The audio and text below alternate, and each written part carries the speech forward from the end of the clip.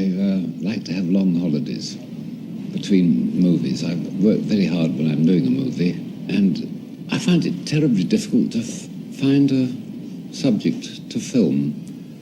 And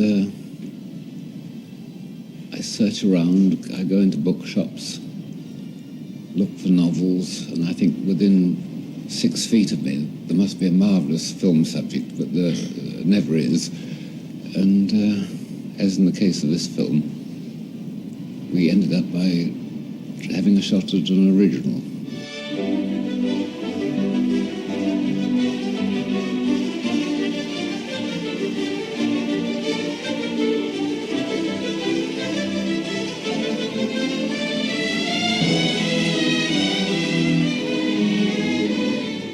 Because of the commercial, I mean immense commercial success of Dr. Zhivago, David Lean could make whatever movie he wanted to make. And Zhivago came out in 1965. David always took a year off from these epics, and it rolled around to 1968. And he was vacationing in Naples and Capri, and Robert Bolt, who had done the screenplays for both Lawrence of Arabia and Dr. Zhivago, sent him an adaptation of Madame Bovary. Madame Bovary was one of the great examples of French literature by Gustave Flaubert. It was originally published in 1856 and 57. It was so epic, it took 2 years to come out. Actually, he was writing Madame Bovary. When he first met me, he thought I was Madame Bovary. Now, you can take that either way. I take it as quite an insult. She was rather a naughty woman. But anyway, he saw me as Madame Bovary, so he wrote a film script of Madame Bovary and sent it to David Lean. I had an idea, and indeed I had a script in rough form. And I was talking to David on the telephone. He was in Italy, I was in England. And asked him if he would like to see it, and he said yes. And he wrote back saying no. But his reasons for no were sort of very interesting, and I wrote back not quite at such length. And gradually from this correspondence emerged the idea of an original script. David wanted a more challenging background. He wanted either India, because he liked political turmoil, as shown in Dr. Zhivago, or possibly Ireland, where, of course, the Irish and the English have been at it for many years. Good luck to all Irishmen. Bad luck to the British, success to the Germans, and a very good morning to you, Corporal. We both wanted to do the same kind of film. And then the time came when the correspondence was no longer adequate. So we said, well, shall we have a go at it? The next day I roughed out what I thought the general pattern of the film should be. Took it to him, more conversation, got the rough outline correct after, say, a month. Then I began writing in detail, and every day, or almost every day, would show David what I'd done. And he would be either enthusiastic or less enthusiastic. We would argue. Fight.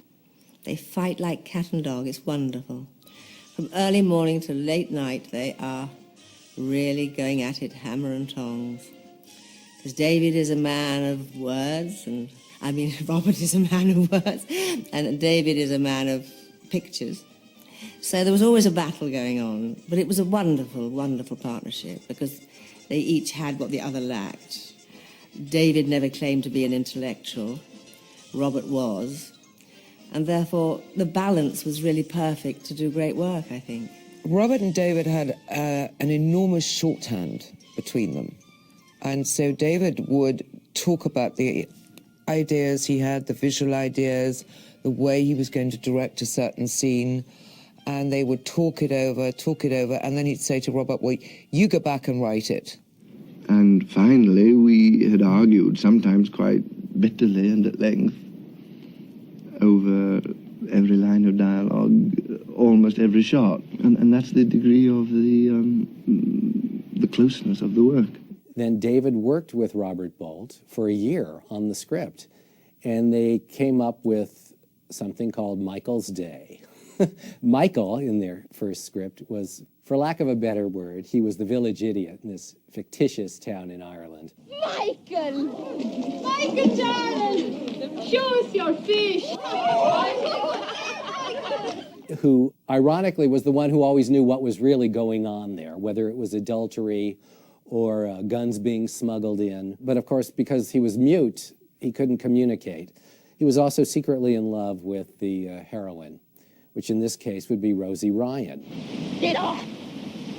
This made me sick. But at this point in his career, David Lean was known for his epics. And once they got to Ireland, David saw the coastline and was going to do everything to get this geography onto the 70-millimeter screen. He was a great dichotomy. He thought very, very big, but he always had an intimate story going through this very large, large canvas. My fear about Ryan's daughter, when we first started on the idea, was that it was going to fall into the little gem class. And you can't spend a lot of money doing little gems. This is a large budget, not because we wanted to spend a lot of money, but because the subject itself, placed here in the wild west of Ireland, is an expensive film to do. We're at the mercy of weather, as you can hear the wind howling around here at this moment. And we haven't been shooting today. And that sort of thing costs a lot of money. If we'd made it in a studio, we could have done it in, of course, about a quarter of the time. But we wanted to get the real smell of the outside. David had never filmed in Ireland before, but he had a great man worked for him on all his films, a man called Eddie Fowley. Eddie Fowley was the prop master, but he was more than a prop master. And he would be also responsible and helpful for finding the right locations. When we went to do Ryan's daughter, he called me and he said, go and find these locations. I found a very exciting thing to do, find all those locations, because the film depended very much upon the geography. If the geography were right, the bloody film wouldn't work. Well, David's first requirement was somewhere where he could guarantee a storm. I think that's what he wanted first and foremost. He was determined to get a great storm sequence. I think they looked all over Ireland. I think they even looked at the north of England and maybe Scotland, but they found Dingle, and Dingle's on a peninsula. It's very wild, the weather's changeable, but David liked the idea of this village being built on the hill at Dunquin. He usually worked with John Box on design, but John had become a movie producer at that time, so he worked with Stephen Grimes on Ryan's daughter. I was absolutely staggered that he'd built a whole village, and I wasn't quite sure what his motive was, because, you can build just the fronts and nobody can tell the difference, really. So I found that quite an extravagance. David trusted Roy Walker. Roy Walker was the representative on the set all the time from the art department, fabulous person. Did a fabulous job. The school down below was practical. My favourite set on the movie was the schoolhouse. The challenge of getting it and putting it where it was against all the elements, and the satisfaction of looking at it from all angles and seeing, something that looked like it had been there for years. But it was a wonderful set, really, because the school overlooking the Blaskets and the bay there, it was a magical, visual magic show. Yes, it took about 8 to 9 months to construct the whole village and the schoolhouse, because they were all running together. And of course then there was the army camp, which was a separate set altogether. So you have to understand, I was a 17-year-old girl at the time, but my memories of it, that a magical world had been created with those sets because they were so authentic. And of course the countryside hadn't changed in centuries, so it really existed in its own sort of universe. In what way precisely was she stimulating? Well, she had a fine and fresh mind, Rose. Very modern in her thoughts. She'd been at the teaching for over 50 years. Old folk with fresh minds are very stimulating. I think she was remarkable. I mean, her acting throughout the whole film, I think, was brilliant. The vulnerability of her part at the beginning of the film.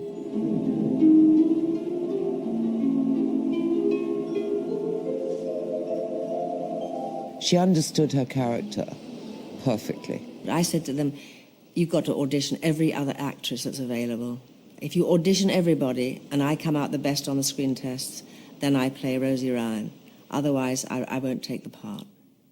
I made them. I wasn't going to do it just like that because my husband wrote it. I mean, it's a nightmare situation to find yourself in. What happens if you're no good and your husband's written it for you? You look a proper Charlie, don't you? And I'm not a child. Do you know that? I know that. Well, I started on November the 1st of 1968.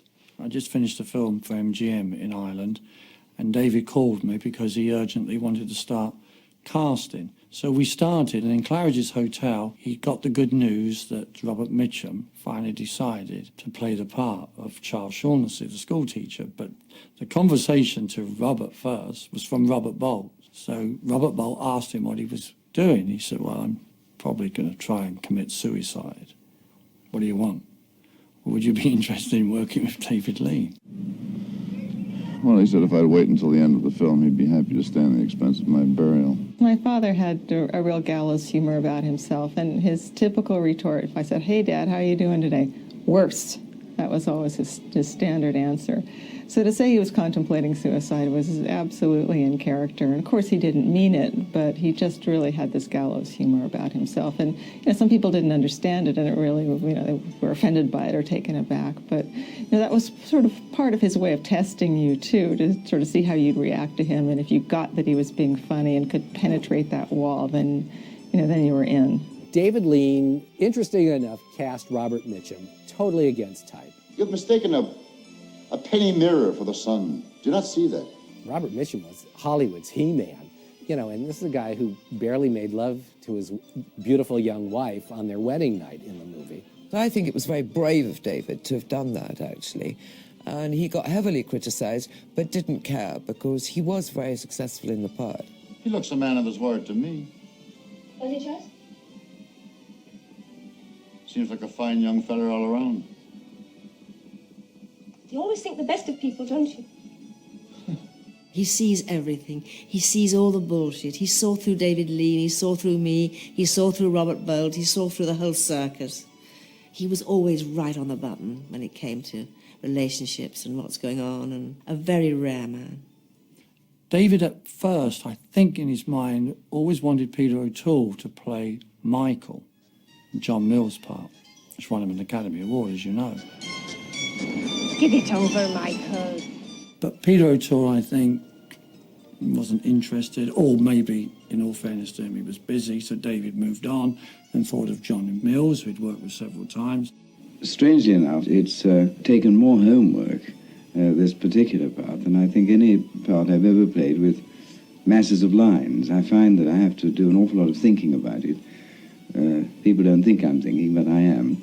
And it needs much more preparation than I ever really thought it would. Come on. Michael!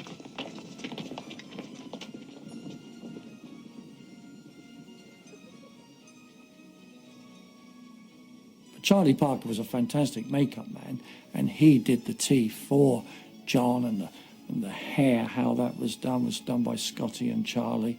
Yeah, the transformation of John Mills was quite amazing, wasn't it?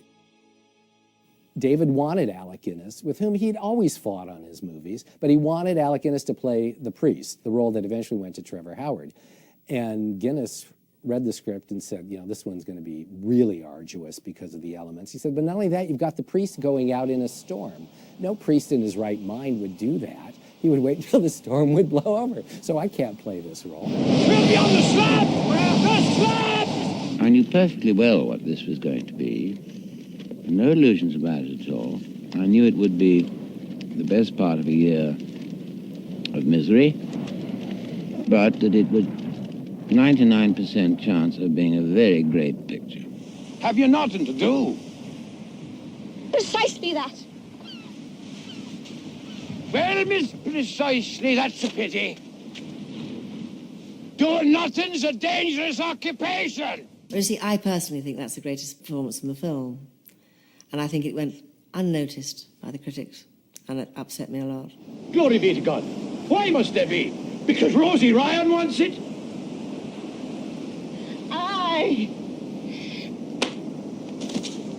I think he is doing such great stuff with that part.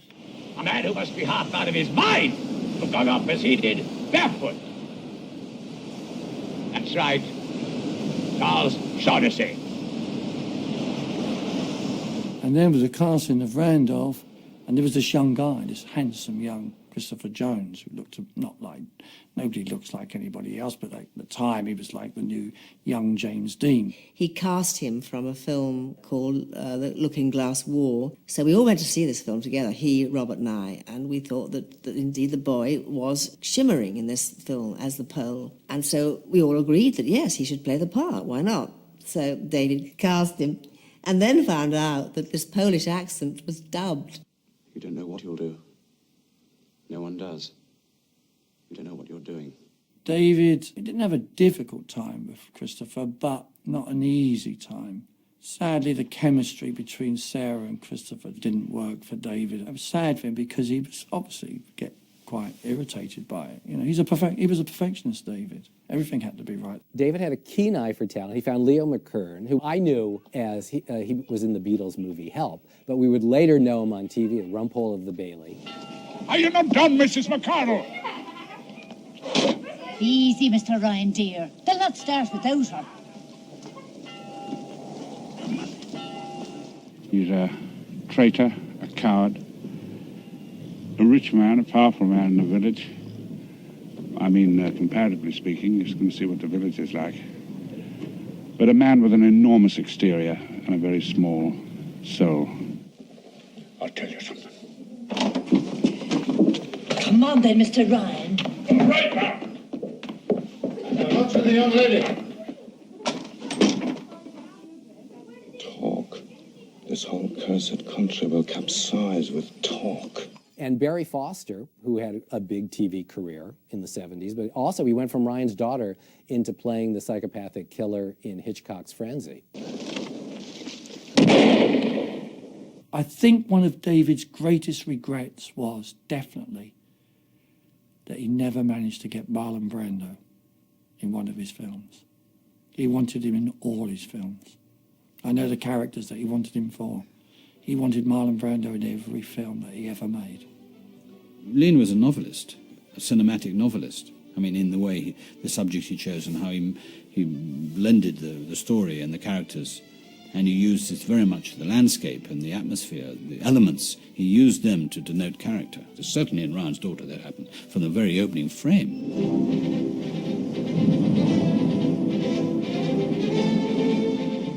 Ryan's Daughter opens wide. There's no narrow vision. It opens with a vista of a beautiful sunrise that's coming out. And then David brings you right into that beach where he's going to kick off his story.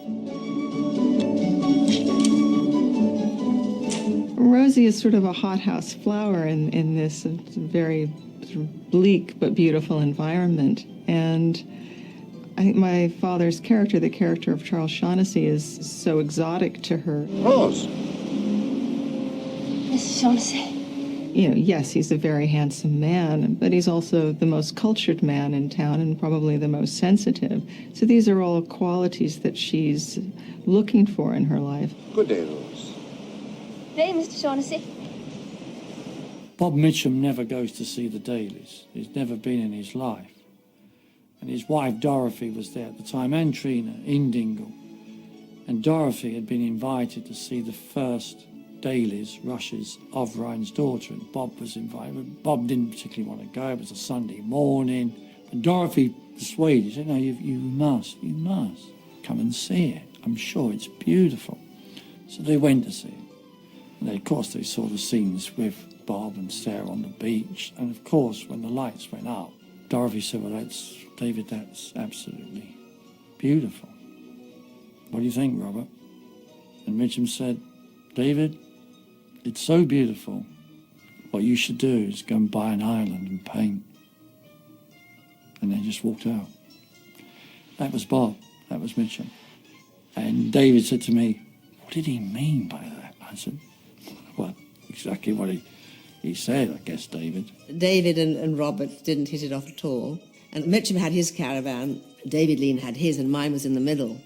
And Mohammed wouldn't go to the mountain, and the mountain wouldn't go to Mohammed. So I was stuck in the middle, having to relay messages from one to the other, because they would not go into each other's caravans. There was a total standoff. People are juiced up through conflict, you know. The whole energy level lifts And the fury comes in the eyes, and the nerves, and the inadequacies all come to the surface, and it gives a heightened kind of intensity, which I think that David wanted, you know. He would be the man who says action, nobody else. He was the man who said cut, nobody else. And then see him walking away with the actors and talking to them. They knew exactly what they were doing with David. They came up with suggestions, but it was always David's way. I always say that we're the last of the travelling circuses. We can hardly go anywhere without a great mass of vans and cranes and camera cars and all the rest of it. David liked to work with the same people simply because he knew they could be counted upon to come up with good ideas. David always said the thing about a good idea is it doesn't matter who thinks it up. And he had worked with Freddie Young on Lawrence of Arabia and Zhivago. Lighting cameraman on film has many responsibilities.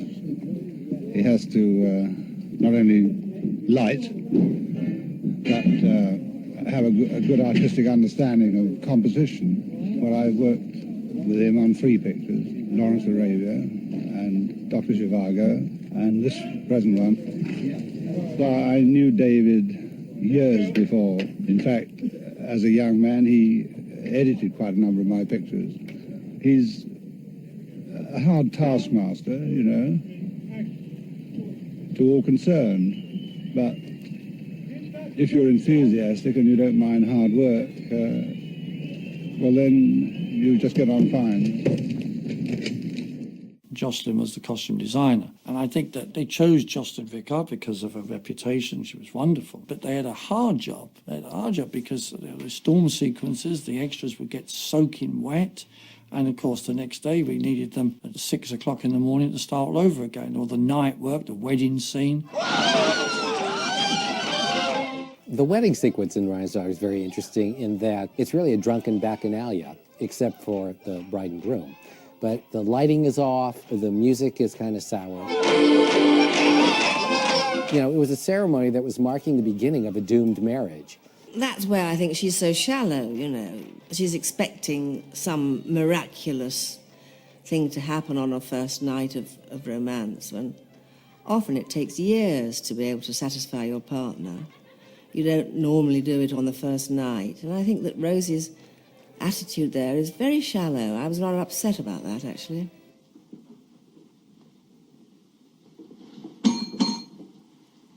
Sir? Excuse me, I didn't realize you were serving. Well, I'm just minding. What did you want? Whiskey. David was very worried about the introduction to how they got together, in other words, and wanted to get it done with quickly. Did you want water?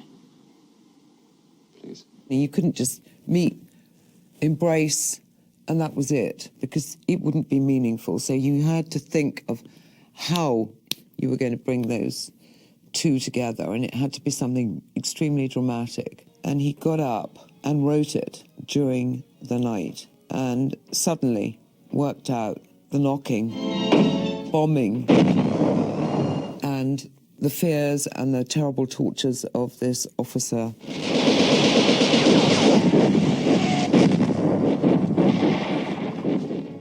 I don't see it that Rose is feeling randy so much as she's deeply compassionate for this terrible fit that he's having on the floor, and that it's out of that that she finds this sort of passion for him.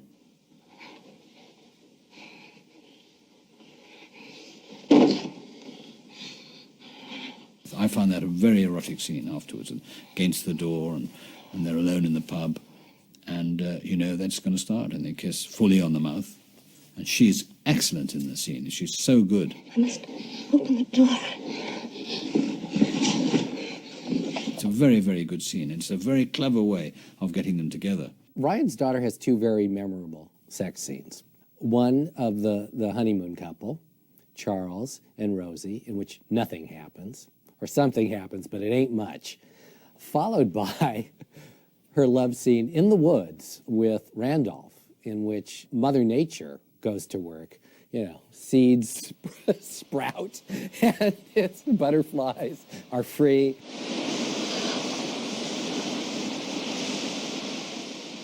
David wanted to play it all in this wonderful location in Killarney. Eddie and Stephen found this beautiful kind of wood which was surrounded by bluebells. It was a wonderful location, but because the weather, but also, I don't know, something, the chemistry once again with the actors, that in the end, Eddie Fowley had to find a place, which he did, where we filmed a lot of it inside. He grew all this stuff, and all the close-ups were done in this greenhouse, which was amazing. And when we were lucky, we got all the long shots that we wanted, the approaches in and dismounting of the horses and things like that.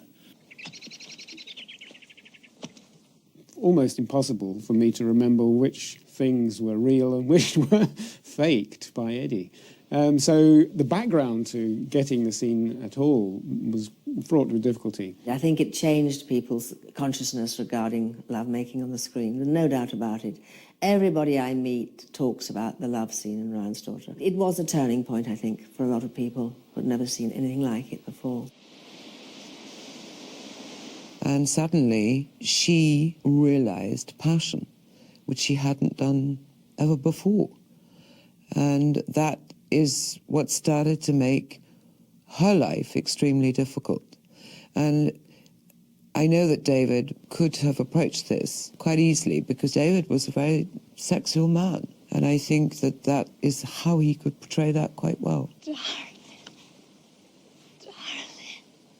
In the olden days, well, especially in the 60s, movies were of a certain length and of a certain stature, and they had intermissions. And they would take you up to this certain point, and it would always be a pivotal plot point you'd be left with. In Ryan's Daughter, it's Charles's doubt. You'd never be unfaithful to me, would you? And what's going to happen? Is she going to leave the schoolmaster? Is she going to go for the army officer? It's got to be an intermission here. But it's done with sound. You had to have something that led your mind as an audience. What's over there? What's generator? But no, it's not a generator. That's where he is. So Rosie's thought process when she heard the generator was, he's there. Cut.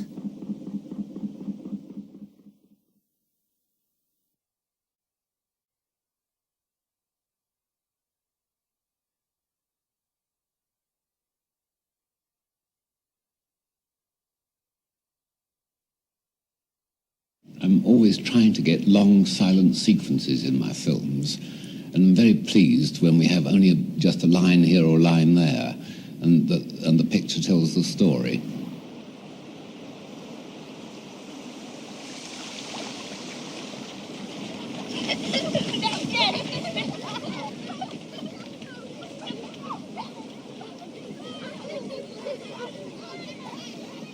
Part 2 of Ryan's Daughter opens with Charles and the children. But you can tell what's on his mind because, very unusual for a David Lean movie, he had a dream sequence.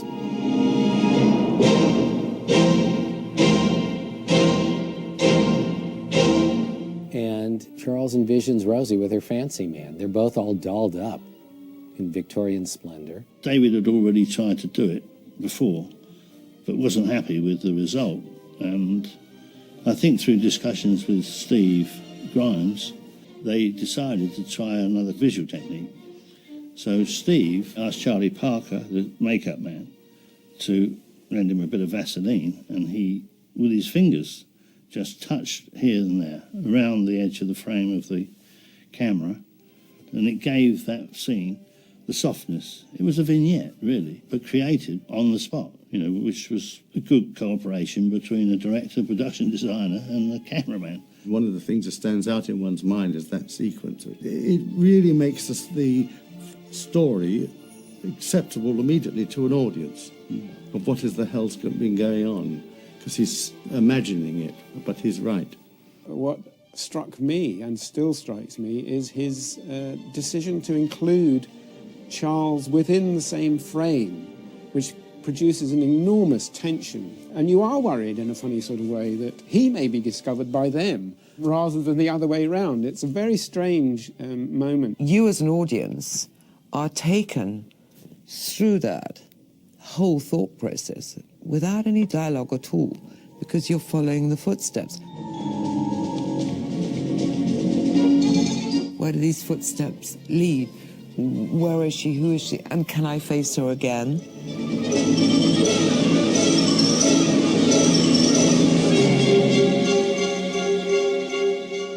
And then later he finds that she's collected the shell and evidence that she's lied to him about being at the beach. He finds the sand in her riding hat. And so he knows. But even though he knows, he will not admit it to himself. The minute you would start to ask David about Ryan's daughter, he would become defensive. And the first question was always the same. Is it true you waited 4 months to photograph a certain cloud? And this would infuriate him. It's absolute rubbish. But it was impossible to match up shots because, I mean, look at the film. The clouds are always changing. You can smell the sea air. But it was murder to shoot, and it just meant photographing it forever. And the sad thing is, Ron, the weather was so bad that the 24-week original shoot went to approximately 52. At the end of 1969, it was decided that Roy Stevens would stay in Dingle in the January while we, the company, the main unit, we moved to Cape Town to finish scenes that we couldn't finish in Ireland because of the weather. There was no sun in Ireland, but there was also no storm at the very place that we were guaranteed at least 3 or 4 storms a year. So here you had a double curse, really, on David. It was really rough. So finally, out of desperation, Eddie Fowley went over to South Africa. Scenes with Trevor and Sarah, scenes with Christopher Jones and Sarah, scenes with Christopher Jones and John Mills, the end scene where the detonator, it was all done in Cape Town. And we moved there in January, New Year's Day, and we filmed there till sometime in March. And David worked like a fiend. Every night we had to shoot the sundown. And we had 2 cameras on it, and we used to have to pick them up and run to the next camera position. And for the last, as it went down, and it used to get very cold, you know, whereas it had been scorching during the day. But it was a very successful 6 weeks of shooting.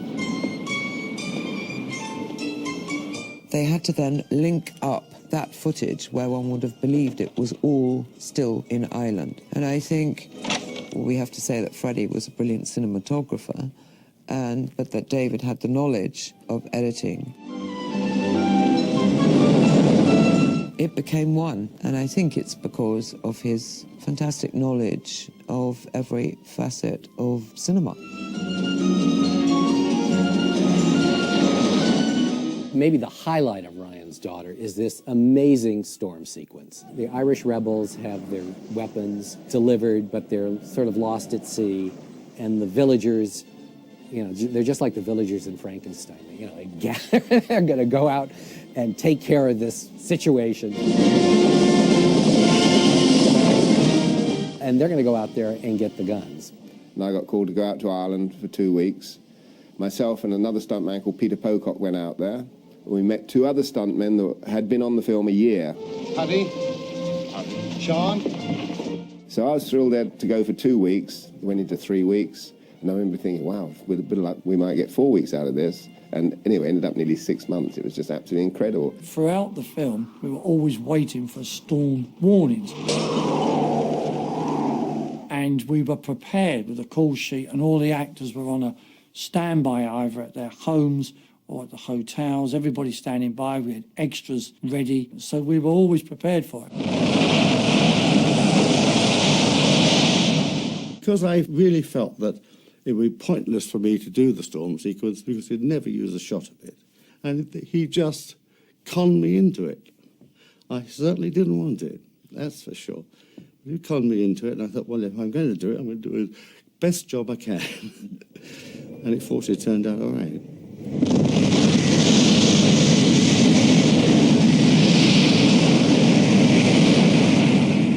You know, I just had to make it up as I went along, wherever the storm was coming. But the most vital thing that we did was that from high tide to low tide, we had an American special effects man And we used to drill and put in rings all over the rocks everywhere, so that we always had something to hook onto for the camera and the camera crew when the sea came up. Sometimes they come up over waist high. We'd get swept around, and but we were on safety chains.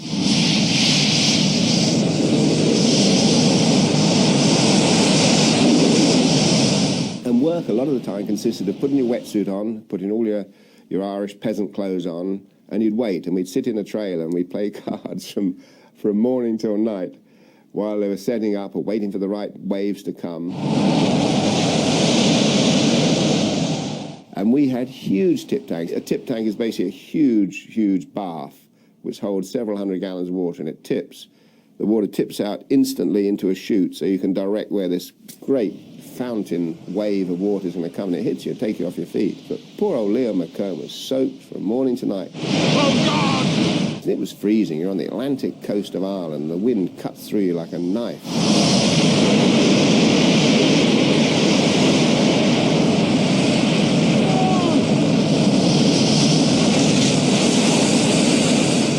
And that's the first time I'd seen these huge, great glass discs on the front of the camera, and they were developed in the very early days off the MTBs, which are motor torpedo boats. When the British forces were going through in the Second World War, obviously waves in the North Sea smashing over them, and windscreen wipers wouldn't stand it. They just get ripped off anyway. They had these spinning discs, and centrifugal force just, as the water hit it, just blasted it straight away.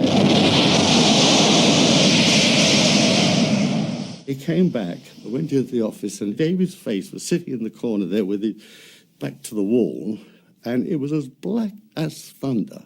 And he said, "I don't know how you shot that. I wish I'd shot it." And that was the end of it. I think it's a funny reaction from Lean, but it's still Lean's film and still Lean's sequence. It's absolutely in tune with the elemental nature of the film and the story, and it works. I think David was a storm sequence. He could be calm, peaceful, and then in an enormous rage. So yes, the storm sequence does actually resemble David's makeup in a great way.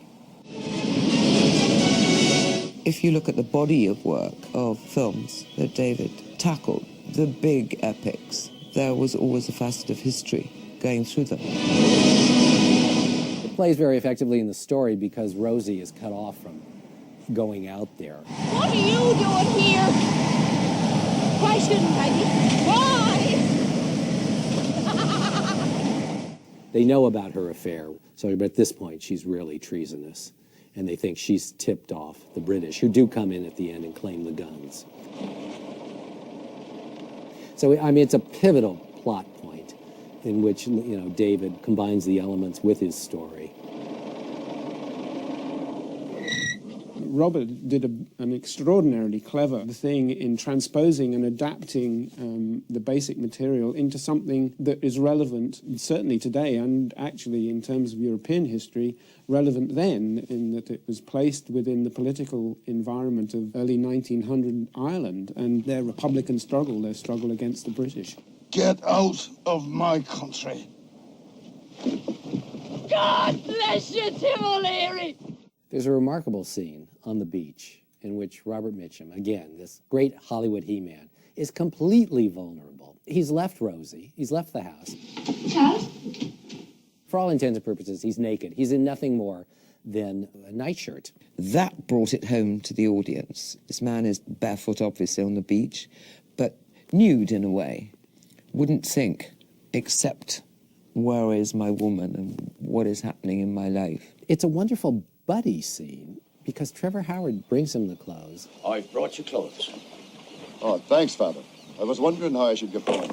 And you sense what he feels for Charles, but also it's just how he's helping him. I mean, he's really doing his job as the moral backbone, of this community. Thanks for the clothes. You're a man in a million, Father, you. Well, from the very start, you're dealing with doomed lovers. They're on opposite sides of a tense fight in this small, narrow-minded village where everyone knows everybody else's business. The way I see it, Mrs. Kenyon, there's loose women and there's whores, And then there's British soldiers' whores. So it adds to the dramatic tension that at some point something's going to explode, which it does, literally.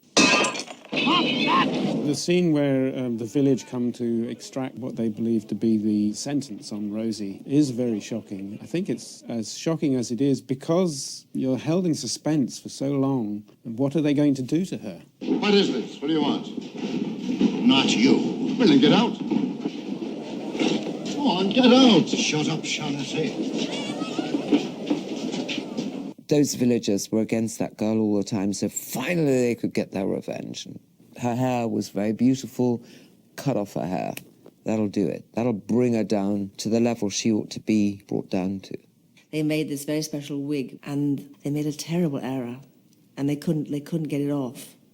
They couldn't get this stuff off my head. They had to hammer and hammer because it wouldn't come because they'd forgotten to put the underlayer on. But no, the actual shooting of it was absolutely fine. There was no problem with that. Just get on with it and do it.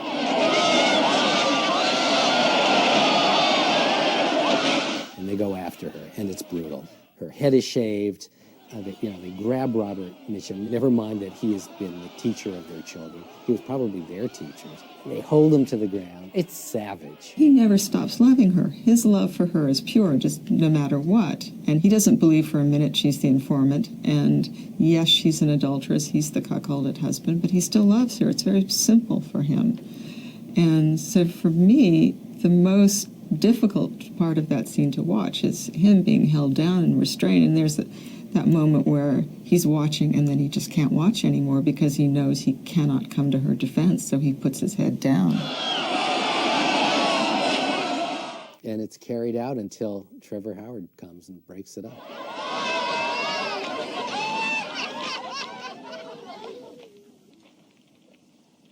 The beauty of the Father Collins role is that he's a hands-on priest. Look here, Father Hugh, the stripping of her was an accident.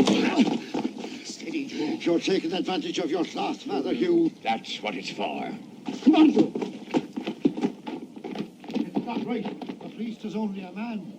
But I really think the Father Collins role is David. David has a very strong sense of what was right and wrong. He knows she's an adulteress.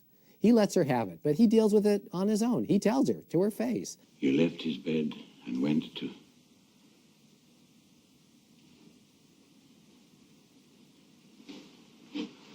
Rose.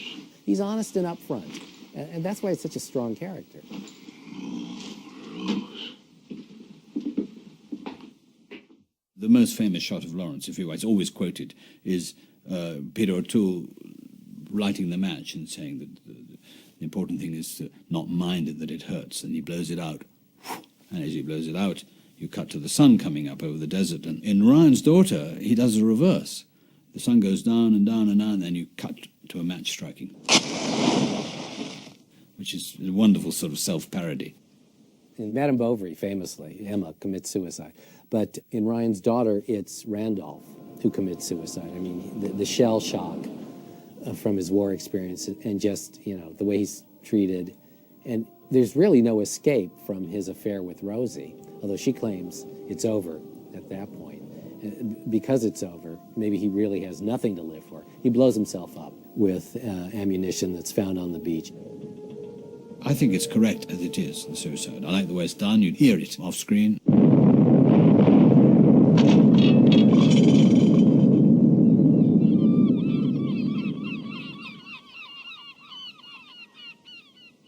And again, because it's Michael who sees and knows everything, it's Michael who witnesses it.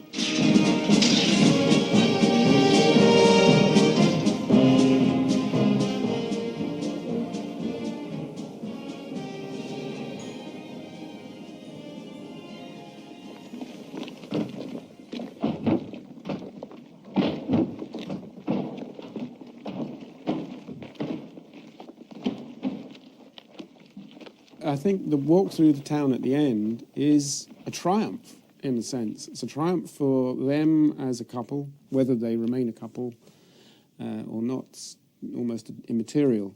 But it's a triumph for them, and particularly for Charles, in that he's really grown enormous in stature. He's standing up against the entire community and saying you're wrong. Take my arm. He is not someone who's pretending. He's truly proud to be with her. He's going to stand by her, and he's taking strength from that. So it's an amazing sequence because of that. A rousing send-off. We'll be out of it in 5 minutes. I was moved, actually, at that point. Even while I was performing it, I felt the horror of it all, actually. The absolute horror of a woman who is the Scarlet Woman, anyway, and on top of which she's been accused of something she hadn't done. It was absolutely appalling.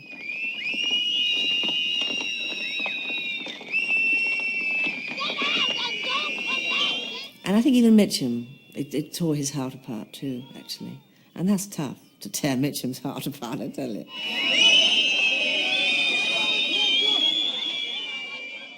John Mills playing Michael was brilliant. He's very important to the film, in as much as both he and Sarah's role were outsiders in a sense.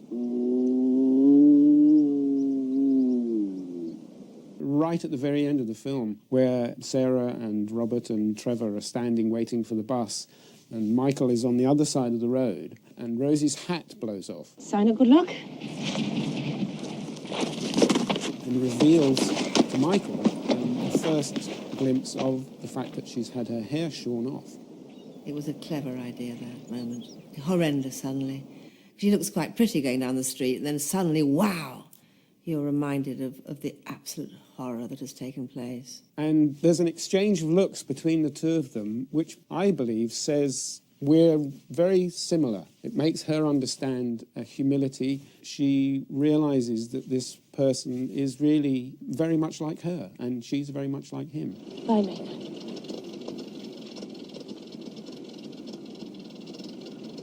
The ending has been described as ambiguous. A joyful, happy ending after all the events that have preceded it might not have sat well. And besides, life is ambiguous. So I think for David, it was a realistic ending. I see it as hopeful. Charles, I think you have it in your mind that you and Rosie ought to part. And as the priest says, my parting gift to you is that doubt. And that's my parting gift to you, that doubt.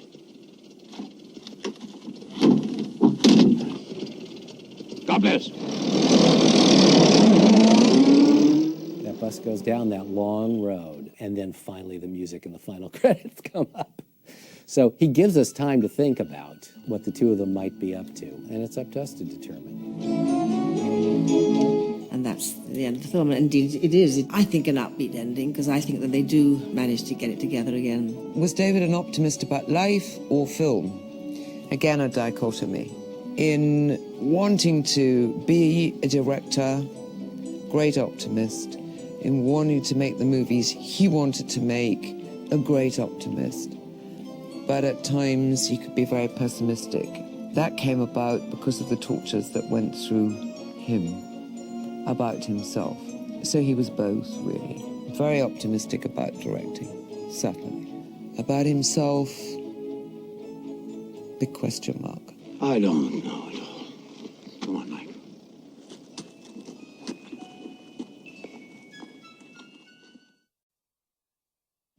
All sorts of things have changed. I mean, nowadays, as far as I can make out, it's not terribly with it to have good photography. People don't worry so much about having good sound, compositions out. Everything's got to be a little bit rougher.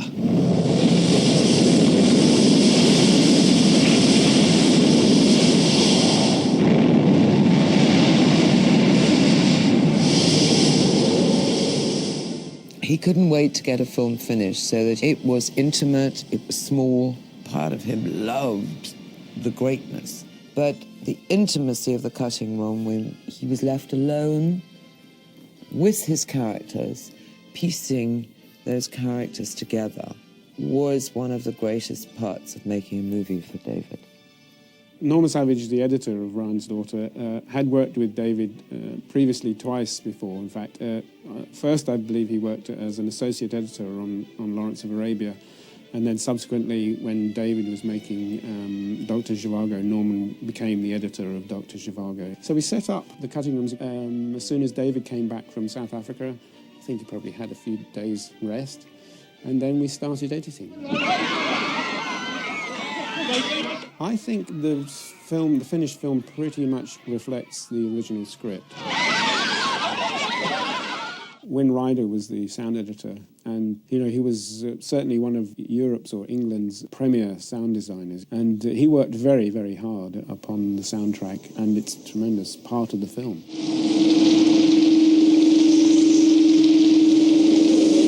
Is that a telephone line? Again, it's part of David's idea of nature. The nature is a character within the film, the landscape and the weather, and Wynne took full advantage of that knowledge.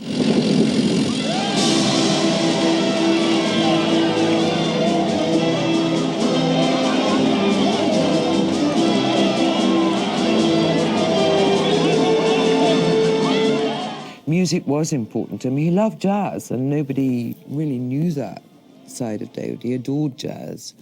He loved Ella Fitzgerald and but music to him in a movie could be used in place of dialogue as a dramatic sequence.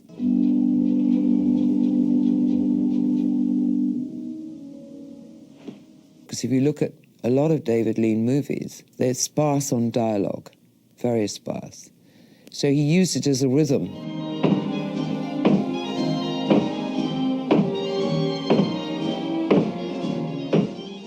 Ryan's Daughter was very interesting for me because he asked me to go to Ireland for 3 months when he was shooting the film, because it works very well for a composer when he is involved practically from when the script is finished. And usually when I work once with a director, and if he asks me for the second time or third time, the second time he gave me everything from the beginning, which is much, much better. He understood, which is why David loved working with him, he understood the character of Michael, for example, and brought out the clumsiness with the music. Would you look at Michael?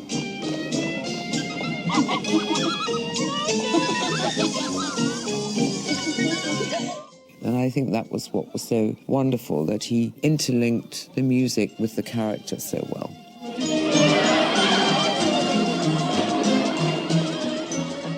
After viewing Ryan's Daughter with my parents, my father said to me that he had dedicated his performance to me, which was just a beautiful gift.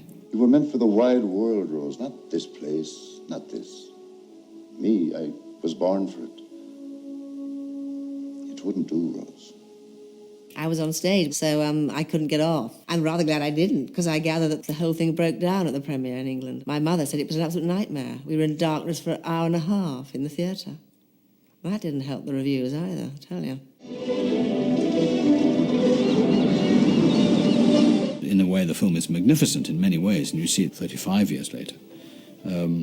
You realize that a lot of unfairness went on in the way he was treated. And you can see why, in a way, some people would react with this rather violent reaction against this type of filmmaking.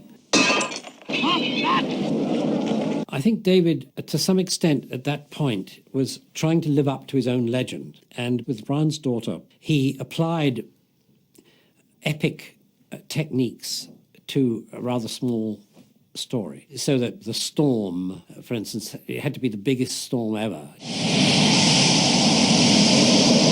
And you felt that it was a little bit overblown. And I think people sensed that with the picture, that this love story, this tragic triangle somehow didn't need this huge epic treatment. David talked to me about the release of Ryan's Daughter in a very painful way. I think it was the pinnacle sort of crisis of his career, because until then there had been huge accolade about almost every film he made, and suddenly he was being heavily criticized.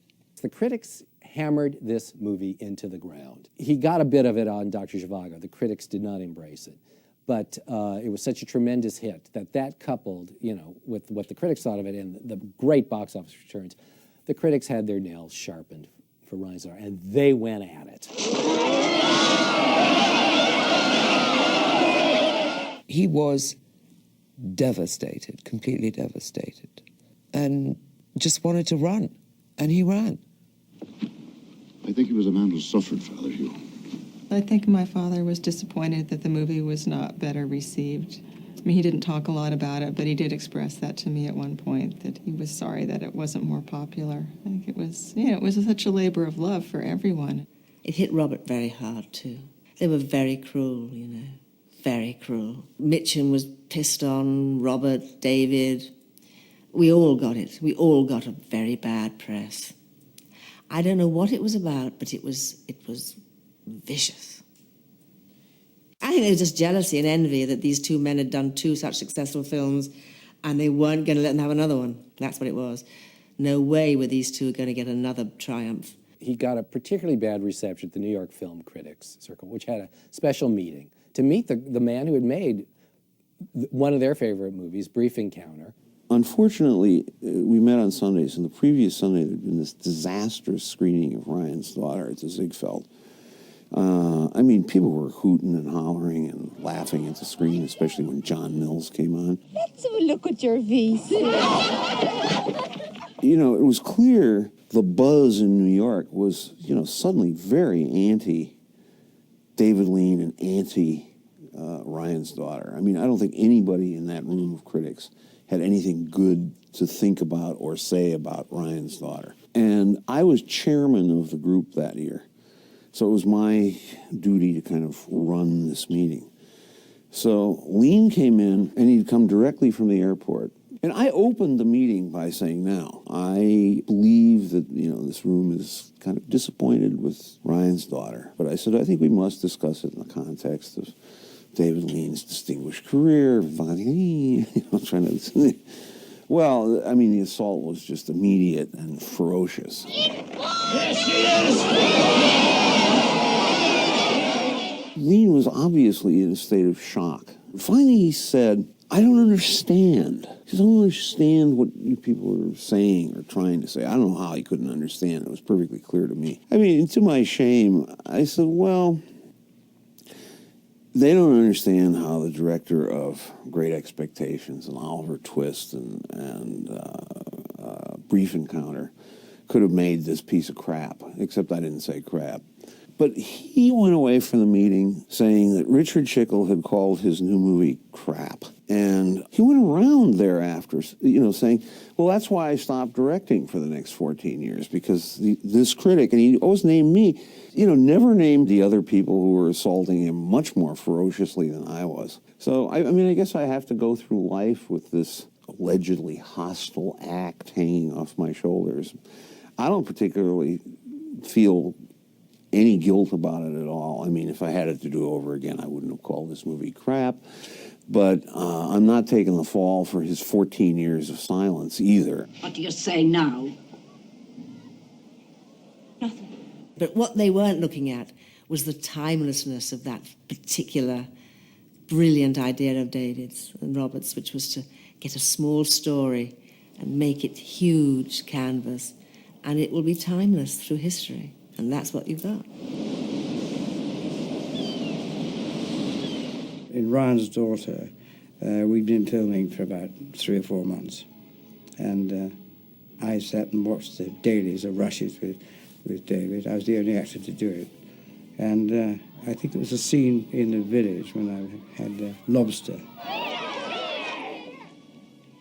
And David suddenly said to me, Johnny, have you ever had an Oscar? I said, no. 9 months later, I got it. They always recognised sort of that kind of film, and it was David Lean after all, so I presumed that we would be recognised for something. And I'm so happy it was Freddie Young. It's funny about Ryan's Daughter. It has this reputation as David Lean's one flop. It wasn't. Going to the movies used to be this wonderful experience. They would overpower you. You'd really be taken right into them. you know, you weren't hit over the head as you are today. They brought you in with them, and it was a world you wanted to inhabit. So that's what Ryan's Daughter is. You know, it's a wonderful vacation in Ireland. You know you're not going to have to stay there, but have a drink at the pub. Usual. Ah, thanks. The thing about David, he loved young people on the crew. He was very strict.